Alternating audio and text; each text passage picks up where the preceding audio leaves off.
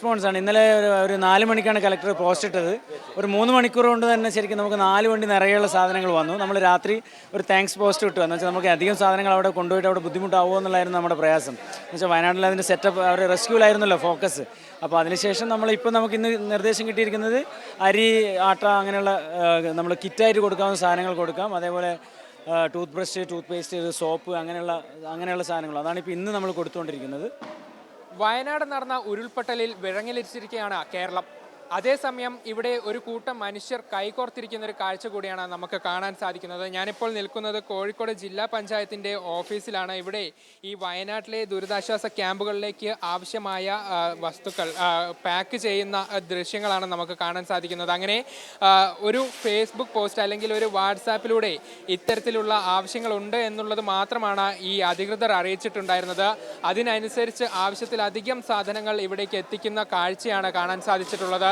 ഈ ആളുകളൊക്കെ തന്നെ ഈ ഒരു സഹായത്തിനായി കൈകോർത്തിരിക്കുന്നു. നേരത്തെ പ്രളയത്തിൻ്റെ സമയത്താണ് ഇത്തരത്തിൽ ഒരു കാഴ്ച നമ്മൾ കണ്ടിട്ടുണ്ടായിരുന്നത്. സമാനമായ രീതിയിൽ എല്ലാവരും ഒത്തുചേർന്ന് സഹായം എത്തിക്കുന്ന ഒരു കാഴ്ച കൂടിയാണ് ഇപ്പോൾ കാണാൻ സാധിക്കുന്നത്. പല ഭാഗങ്ങളിലും ഇത് നടക്കുന്നുണ്ട്. ഇപ്പോൾ കോഴിക്കോട് ജില്ലാ പഞ്ചായത്തിലെ ദൃശ്യങ്ങളാണ് നമുക്ക് കാണാൻ സാധിക്കുന്നത്. സമാനമായി ഇവിടെ നിന്നും ഇത് പാക്ക് ചെയ്ത് നേരെ പുറത്ത് കാണുന്ന വലിയ ട്രക്കിൽ നിറച്ചാണ് ഇത് കൊണ്ടുപോകുന്നത്.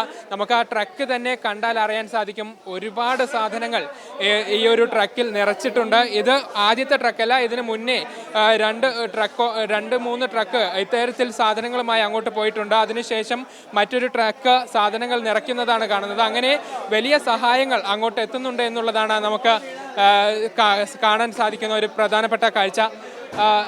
ഒരു ആവശ്യം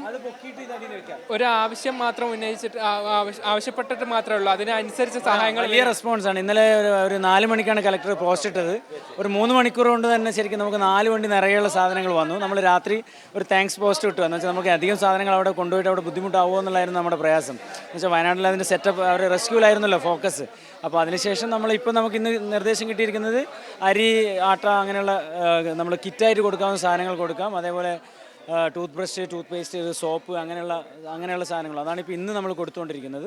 വെള്ളവും കൊടുക്കുന്നുണ്ട്. വെള്ളം നമുക്കിപ്പോൾ ആവശ്യത്തിലധികം ഉള്ളതുകൊണ്ട് നമ്മളിപ്പോൾ ഒരു ചെറിയൊരു പോസ്റ്റ് കൊടുത്തിട്ടുണ്ട്, വെള്ളം ആവശ്യമില്ല എന്നുള്ളത്. പിന്നെ വസ്ത്രങ്ങളും കളക്ട് ചെയ്യുന്നുണ്ട്. വസ്ത്രങ്ങൾ പുതിയതാണ് നമ്മൾ കൊടുക്കുന്നുള്ളൂ. അപ്പോൾ അത് പ്രത്യേകം ശ്രദ്ധിക്കാൻ പറഞ്ഞിട്ടുണ്ട്. കൊടുത്തോ. എത്രാമത്തെ ട്രക്കാണ് ഈ പോകുന്നത്? ഇതിപ്പോൾ നമ്മുടെ ഏഴാമത്തെ ട്രിപ്പാണ്. നമ്മൾ രാവിലെ ഒരു ട്രക്ക് നമ്മൾ എയർ ഡ്രോപ്പിങ്ങിന് വേണ്ടിയിട്ട് എയർപോർട്ടിലേക്ക് കൊടുത്തിരുന്നു. അത് 3 എയറോപ്ലെയിനുകളിലായിട്ട് ഡിസ്ട്രിബ്യൂട്ട് ചെയ്തിട്ടുണ്ട്. ഇത് ഇപ്പോൾ എങ്ങനെയാണ് നമ്മൾ മുന്നോട്ട് ഇത് തുടർന്ന് പോവുകയാണോ? അല്ല, തുടർന്ന് പോകാന്ന് വെച്ചാൽ നമ്മൾ വയനാട് കളക്ടറേറ്റ് എന്നുള്ള അല്ലെങ്കിൽ വയനാട് കളക്ടറുടെ റിക്വയർമെൻറ്റ് അനുസരിച്ചിട്ടാണ് നമ്മൾ സാധനങ്ങൾ കൊടുത്തുകൊണ്ടിരിക്കുന്നത്. അപ്പോൾ അത് ഡിസ്ട്രിക്ട് കളക്ടറെ അറിയിക്കുകയാണ്. അതനുസരിച്ചാണ് കളക്ടറുടെ ഫേസ്ബുക്ക് പോസ്റ്റ് അനുസരിച്ചിട്ട് നമ്മളൊരു പോസ്റ്റ് ഇടുമ്പോഴേക്ക് മണിക്കൂറുകൾക്കകം ഇവിടെ ട്രക്കുകൾ നിറയുന്ന ഒരവസ്ഥയാണ്.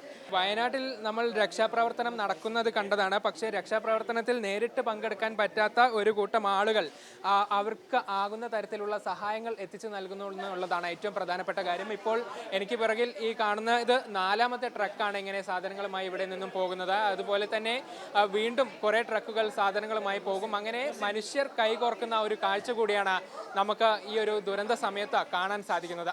ക്യാമറാമാൻ നിതിൻ ഗോപിക്കൊപ്പം നന്ദഗോപാൽ, മീഡിയ 1, കോഴിക്കോട്.